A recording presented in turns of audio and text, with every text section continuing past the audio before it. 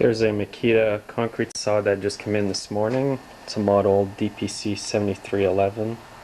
I've had one in the past come in with the same symptoms and I didn't make a video, so the prognosis doesn't look too good for this saw here as well. I'll show you what's wrong with it. The compression is pretty low, even if I pull out the decompressor here.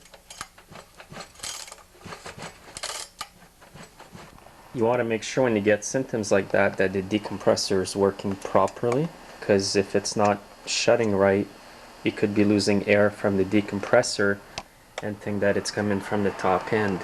So what I'm going to do is take off the blade here and take off the muffler, and we'll have a look inside to see what the piston and rings look like. So there's 3 bolts holding this muffler, 2 in here and 1 at the bottom here. And they're all at Torx number 27. So if you look inside there, it doesn't look as bad as what I thought it would.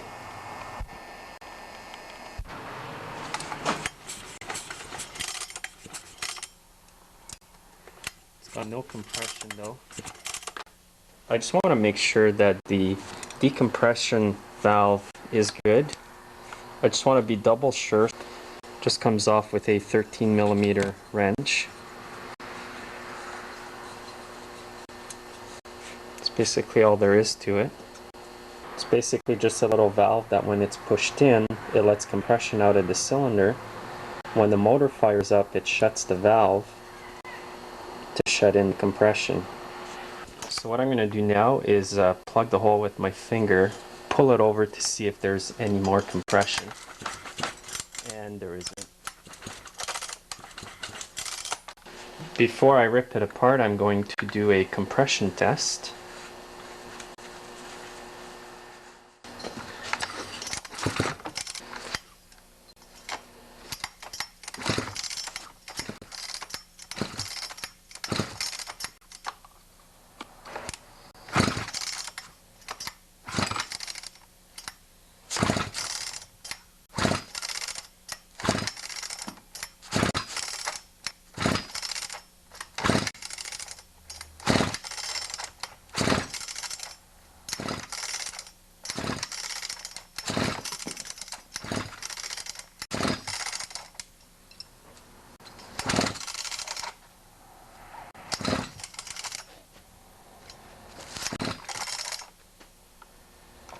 So that's the best reading I can get, just over 90 pounds, almost 100.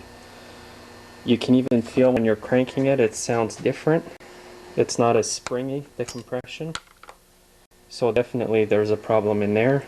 It should have way more compression than that to run half decent. Off this machine, you need to remove the 4 Torx screws inside here and loosen the clamp on the carburetor intake boot.